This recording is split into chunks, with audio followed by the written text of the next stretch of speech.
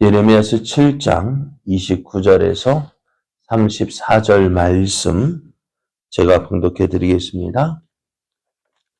너의 머리털을 베어버리고 벗은 산 위에서 통곡할지어다. 여호와께서 그 노하신 바 이 세대를 끊어 버리셨습니다. 여호와께서 말씀하시되 유다 자손이 나의 눈앞에 악을 행하여 내 이름으로 일컬음을 받는 집에 그들의 가증한 것을 두어 집을 더럽혔으며 흰놈의 아들 골짜기에 도벳 사당을 건축하고 그들의 자녀들을 불에 살랐나니 내가 명령하지 아니하였고 내 마음에 생각하지도 아니한 일이니라. 그러므로 여호와께서 말씀하시니라. 날이 이르면 이곳을 도벳이라 하거나 흰놈의 아들의 골짜기라 말하지 아니하고 죽임의 골짜기라 말하리니 이는 도벳에 자리가 없을 만큼 매장했기 때문이니라. 이 백성의 시체가 공중의 새와 땅의 짐승의 밥이 될 것이나 그것을 쫓을 자가 없을 것이라. 그때 내가 유다 성읍들과 예루살렘 거리에 기뻐하는 소리, 즐거워하는 소리, 신랑의 소리, 신부의 소리가 끊어지게 하리니 땅이 황폐하리라. 아멘. 할렐루야. 함께 하시는 하나님의 은혜와 사랑 안에서 새날이 시작되었습니다. 오늘도 함께 하시는 하나님을 믿고 의지함으로 어제보다 더 풍성한 은혜를 누리는 복된 날 되기를 예수님의 이름으로 축복합니다. 오늘 우리에게 주신 하나님 말씀을 통해서 하나님의 심판은 두렵고 무섭습니다. 하나님의 심판은 두렵고 무섭습니다. 이런 제목으로 하나님 말씀을 증거하겠습니다. 하나님께서 이스라엘을 선택하셨는데요. 그래서 이스라엘을 자신을 하나님의 선민이라고 이야기를 합니다. 그럼 하나님께서 이스라엘을 선택하실 때에 그 조건이 무엇이었을까요? 이스라엘 선택하신 조건이 뭘까요? 그들이 무엇을 잘했기 때문일까요? 그러면 그들이 다른 나라보다 힘이 크고 강했기 때문일까요? 그럼 무엇 때문일까요? 자, 이스라엘 성경을 보면 이스라엘을 하나님께서 택하신 이유가요, 다른 것 때문이 아닙니다. 신명기 7장 7절을 보면은 여호와께서 너희를 기뻐하시고 너희를 택하심은 너희가 다른 민족보다 수요가 많기 때문이 아니니라. 너희는 오히려 모든 민족 중에 가장 적으니라 있습니다. 하나님께서 이스라엘을 모든 민족 가운데서 택하셨는데요. 그 이유가 우리 같으면 어떤 나라를 선택할까요? 만약 우리가 여러분이 태어날 때 나 어느 나라에 날 수 있는 선택권이 주어졌다면은 어디를 택하실래요? 네? 어느 나라를 택하실래요? 우리나라요? 그래요. 우리가 어느 나라 태어날 나라를 선택한다면은 크고 잘 사는 나라. 그럼 미국이 좋다고요? 난 미국이 싫어요. 왜요? 언제 어떤 일이 벌어질지 몰라. 총 들고 땅 쏘면 어떻게 돼요? 미국 싫어요. 어느 나라 태어날 거냐? 모르겠어요. 그래서 어떻게 보면은요, 선택하지 않고 그냥 이 땅에 태어나게 하신 것이 은혜일런지도 몰라요. 그리고 여러분이 회사 사장이라면은 어떤 직원을 뽑으실래요? 능력 있는 직원? 그냥 아무나 배운 것도 없고 막 할 줄 모르는 직원 택하실래요? 네? 선하고 부지런한 사람? 선하고 부지런하죠. 저기 가면 항상 웃고 착하고 말 잘 듣는. 그런 사람, 아니요. 요즘에는요, 열심히 하는 사람도 안 된대요. 어떤 사람, 일 잘하는 사람 원해요. 못하는 사람 안 뽑아요. 학교도 어떤 사람, 어떤 학생 뽑을까요? 원서 쓰잖아요. 아무나 다 오세요. 할까요? 안 그래요. 어떤 사람이요. 그래도 원서 쓴 가운데 그래도 잘하는 사람. 심지어 학원도요. 아무나 공부하러 나 공부할 거야 해서 학원 갈 줄 알지. 학원도요. 뽑아서 써요. 뽑아서 시켜요. 공부 못하는 아예 많이 시켜요. 왜? 또 어느 정도 한다 해도요. 걔네들은 그냥 선생님 월급 주기 위해서 부르는 거고 신경 쓰는 사람 몇 명이요. 몇 명이 있는데요. 잘하는 사람이요. 잘하는 애들은 그래도 신경 써서 쓰고요. 어떤 애 우리 어렸을 때 학원 보내면은 다 공부 열심히 할 줄 알죠? 아니요. 학원 간다고 해서 다 열심히 하는 거 아니에요. 학교에서 공부 열심히 하는 줄 알죠? 여러분도 아시잖아요. 여러분 열심히 공부했어요? 열심히 공부했으면 어땠을까요? 그래, 우리가 어떤 사람을 뽑을 때도 그 중에서 가장 나은 사람을 뽑으려 할 거예요. 왜? 도움되니. 근데 하나님은 어땠을까요? 하나님도 크고 강한 나라 선택하라면은 차라리 애굽을 선택하지. 애굽에서 이스라엘 어떻게 하고 있었어요? 애굽에서 종살이 하고 있었단 말이에요. 그러니 그들이 어땠을까요? 잘난 민족입니까? 아니에요. 힘도 없고요.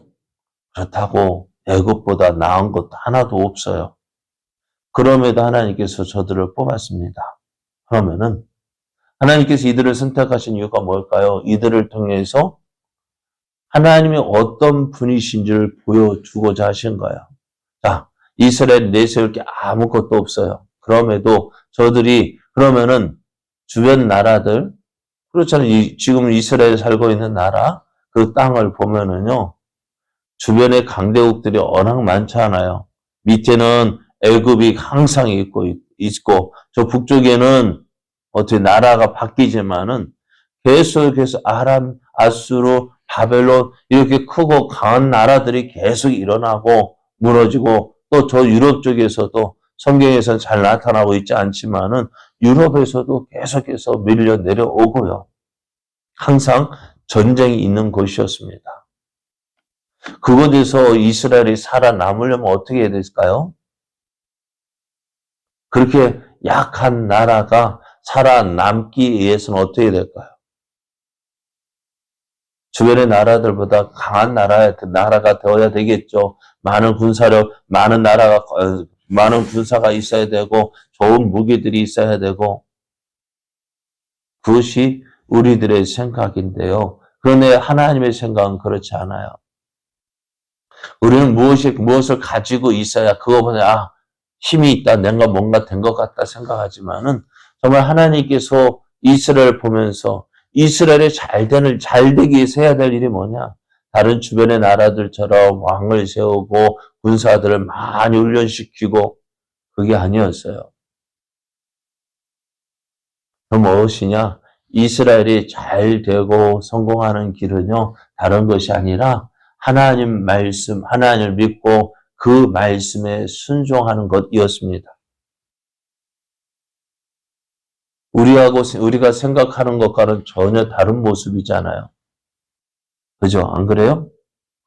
어떻게 눈에 보이지 않는 하나님을 믿고 의지하는 것, 그게 어떻게 지혜로워 보여요? 어떻게 그게 잘나 보입니까? 그런데 보십시오. 다윗이 아무것도 없는 가운데서 베들레헴 들판에서 아버지가 치라고 아버지의 양을 칠 때 그는 살아계신 하나님을 경험했습니다. 살아계신 하나님을 믿었고요. 그 하나님을 의지했습니다. 어찌했을까요? 자기가 양을 치고 있을 때에 곰이나 사자 와서 새끼 양들을 물고 갈 때에 다른 사람 같으면 어떻게 할까요? 곰이 나타났다. 사자가 나타났다. 어떻게 했을까요? 네? 어떻게 했을까요? 양이 중요합니까? 자기 생명이 중요합니까? 그럼 어떻게 했을까요? 대부분의 사람들은 아이뿐만 아니라 어른들도요, 사자나 곰이 나타나면은 그곳에 더 이상 있을 수 없죠. 양이 어찌되든 상관하지 않고 나만 살면 돼요. 근데 다윗은 어떻게 했어요? 하나님을 믿고 의지했습니다. 그 하나님을 믿고 의지하는 가운데 물매를 열심히 돌렸습니다. 열심히 준비했습니다. 그리고 사자가 와서 또 곰이 와서 물어갈 때 자기가 믿고 있는 그 하나님께서 자기를 지켜줄 줄 믿고 그와 대적했습니다. 그리고 어떻게 했어요? 사자를 이겨내고 곰을 이겨냈습니다. 그 믿음이 또 어떻게 되었어요? 그걸로 끝난 것이 아니라 모든 사울 왕을 비롯한 모든 이스라엘의 군대가 골리앗 앞에서 벌벌 떨고 두려워할 때에 곰과 싸울 때 함께 하셨던 하나님, 사자와 싸울 때 나 자기를 지켜주셨던 그 하나님을 믿고 의지하여서 골리앗 앞으로 나아갔습니다. 그리고 모든 사람이 두려워했던 그 골리앗을 쳐서 물리쳤습니다. 또 사울왕을 피해서 이곳저곳 도망 다닐 때에도 다윗은 하나님을 믿고 의지했습니다. 그래서 하나님께서 어떻게 하셨을까요? 베들레헴 들판에서 양을 치던 그 다윗, 아버지도 그 형들도 다윗을 인정하지 않았지만 하나님께서 그를 높여주셔서 하나님의 택한 백성 이스라엘을 다스리는 왕이 되게 하셨어요. 왕이 되었을 때도 다윗은 크게 실수한 거 두 가지밖에 없어요. 우리아의 아내 밧세바를 범하고 그 우리아를 죽인 일, 또 하나님을 믿지 않고 백성의 인구 조사를 한 일, 이 두 가지 일을 제외하고는요, 다윗은 하나님 앞에서 믿음으로 살았던 사람입니다. 그래서 이스라엘 역사 가운데 다윗의 모든 것이 기준이 되어졌습니다. 다윗과 같은 왕이 없었어요. 모든 것 다윗과 같이 행하였더라. 다윗과 같이 행하지 아니하였더라. 그게 이스라엘 역사의 기준이었습니다. 그 다윗 때 하나님 어떻게 하셨을까? 주변의 나라들이 감히 이스라엘을 넘보지 못했습니다. 무엇일까요? 다윗이 어떤 큰 힘이 있어서 능력이 있어서 다 이스라엘을 그렇게 만든 것이었을까요? 이스라엘 그렇게 잘 될 수 있었던 것은 다른 것 때문이 아니잖아요. 무엇 때문이요? 다윗이 어디를 가든지 무엇을 하든지 하나님을 믿고 의지했기 때문입니다. 근데 지금은 어떻습니까? 지금은 예레미야가 사역 활동하던 그 시대는 어떻습니까? 하나님 말씀이 선포되어도요, 듣지 않습니다. 오히려 가볍게 여기고 하나님 말씀을 오히려 욕으로 생각하고 하나님을 대적하며 듣지 않고 순종하지 않았습니다. 그랬더니 저희들은 어땠습니까? 주변의 나라들에게 애굽의 조공을 바치고 저 바수르나 바벨론 같은 나라에 가서 많은 재물을 갖다 주고 우리를 지켜달라 하지만은 그 어느 나라도 그들을 지켜주지 못했습니다. 그래서 이스라엘은 어떤 민족? 여호와의 목소리를 순종하지 아니하며 교훈을 받지 않는 민족이라는 그 오명을 쓰게 되었습니다. 그리고 심판을 받게 됩니다.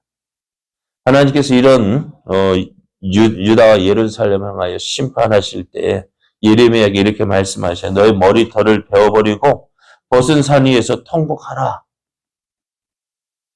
머리털을 베어버린다는 것은요, 그냥 아름답게 멋있게 꾸미는 것이 아닙니다. 머리털을 베어버리고 또 통곡한다는 것은 극도의 비통함, 슬픔을 나타내는 것입니다. 저들이 옷을 찢었다는 말보다도 더 큰 슬픔을 만났을 때에 머리털을 베어버리고 또 통곡을 하게 됩니다. 이 일이 무슨 일일까? 유다와 예루살렘에 비극적인 일이 생겼다는 것을 말씀합니다. 이것이 하나님께서 유다와 예루살렘을 버리고 심판한 것을 말씀하시는데요. 하나님께서 지금까지 예레미야에게 하나님의 심판을 경고하셨어요. 유다 예루살렘에 경고를 했지만은 저들이 듣지 않습니다. 그러나 이제 어떻게 하신다고요? 그 하나님의 심판이 임할 때에 저들은 머리털을 베어버리고 통곡할 정도로 큰 슬픔, 아픔, 그 불행을 겪게 된다는 거예요. 왜 하나님께서 이곳에 이 일을 행하셨을까요?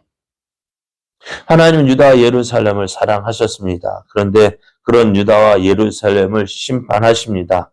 그 이유가 무엇이냐? 오늘 말씀을 보면은 30절, 31절을 보면은 여호와께서 말씀하시되 유다 자손이 나의 눈앞에 악을 행하여 내 이름으로 일컬음을 받는 집에 그들의 가증한 것을 두어 집을 더럽혔으며 흰놈의 아들 골짜기에 도벳 사당을 건축하고 그들의 자녀들을 불에 살랐나니 내가 명령하지 아니하였고 내 마음에 생각하지도 아니한 일이니라. 이 두 가지 일로 인해 유다에 심판하는데요. 먼저는 하나님의 집 성전에 하나님 보실 때에 가증한 것을 두었다 했습니다.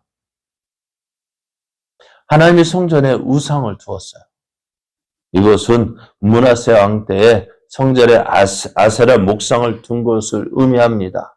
이것을 하나님께서 싫어하셨고 미워하셨고 이것을 인해서 유다를 심판하시겠다 했습니다. 요시야 왕 때 성전을 수리하 율법적을 발견하고 자신들의 죄를 깨닫고 회개하였지만 그러나 이 므낫세 왕이 행한 이 일 때문에 유다를 심판하시겠다 했습니다.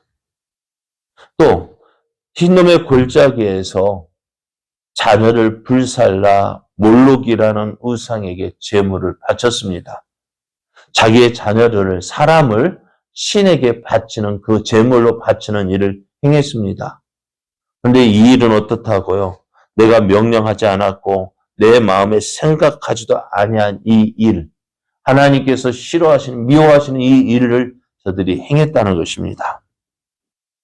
그래서 유다가 심판을 받는데요. 어떻게 심판을 받느냐? 32절을 보면은 그러므로 여호와께서 말씀하시니라 날이 이르면 이곳을 도벳이라 하거나 흰놈의 아들의 골짜기라 말하지 아니하고 죽임의 골짜기라 말하리니 이는 도벳에 자리가 없을 만큼 매장했기 때문이었습니다. 저들이 우상을 숭배하는 장소의 이름이 도벳이고 흰놈의 골짜기라고 불렀는데요. 하나님의 심판이 있게 되어지면은 이것을 더 이상 도벳이라 하지 않고 또 흰놈의 골짜기라 하지 않고 무엇이라고요? 죽임의 골짜기라고 이름 붙인다 하셨습니다. 왜요? 그렇게 많은 사람들이 자리가 없을 정도로 그곳에 매장했다는 것입니다. 이제 이렇게 많은 죽임을 당하니까 유다는 어떤 일이 벌어질까요? 34절을 보면은 그때 내가 유다 성읍들과 예루살렘 거리에 기뻐하는 소리, 즐거워하는 소리, 신랑의 소리, 신부의 소리가 끊어지게 하리니 땅이 황폐하게 될 것이다. 세대가 끊어지는 역사가 일어납니다. 더 이상 유다에는요, 기쁨을 누릴 수가 없다는 것입니다. 여러분, 하나님의 심판요, 지금까지 어떻게 예레미야 이런 일이 있을 것이다. 이런 일이 있을 것이다. 그냥 말로만 하니까 어떻게 해요? 우습게 여기잖아요. 그죠? 안 그래요? 심판한다. 우리들도 그렇잖아. 어렸을 때 너 혼난다 하는 그 말 무서워했습니까? 어땠어요? 그 말 무서워했습니까? 혼난다. 너 그러면 혼날 거야? 아빠 혼낸다 하면 무서워하지 않았어. 그러다가 화를 내게 해서 어떻게 해요? 해초리 들면 어떻게 해요?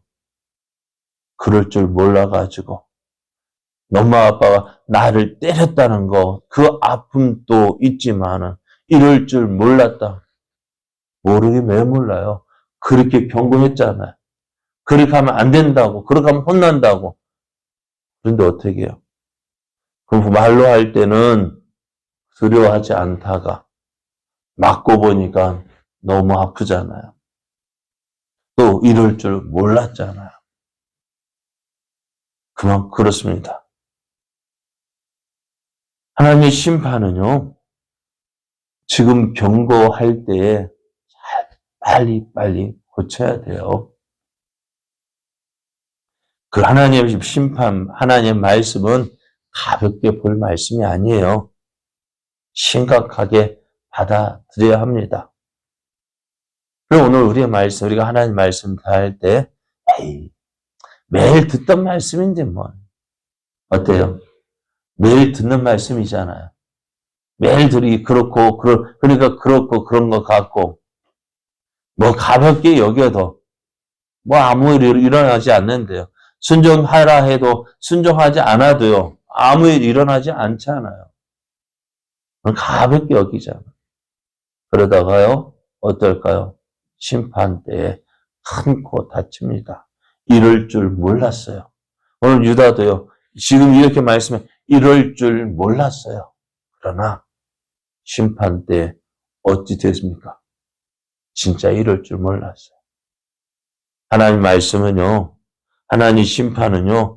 두렵고 무서운 것입니다. 결코 가볍게 보아서는 안 되는 말씀입니다. 그럼 우리가 하나님 말씀을 들을 때 어떻게 해요? 잘 들어야 돼요. 또 그 말씀 듣고요. 그냥 넘기는 말씀이 아니라 어떻게 해요? 순종해야 돼요. 하나님 말씀에 순종해야 돼요. 그것이 내가 살 길이에요.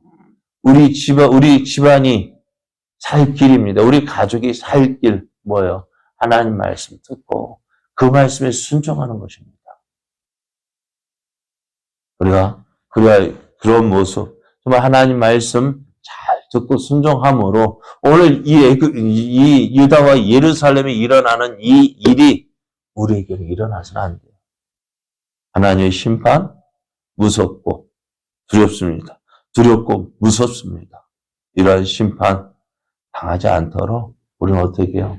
하나님께로 더 가까이 나가야 됩니다. 하나님 가볍게 봐서는 안 됩니다. 오늘도 하나님 말씀 앞에서 정말 하나님 앞에서 하나님 말씀을 두렵고 떨리며 그 말씀에 순종함으로 하나님께서 주시는 모든 좋은 것 누리는 자 되어지기를 예수님의 이름으로 축복합니다.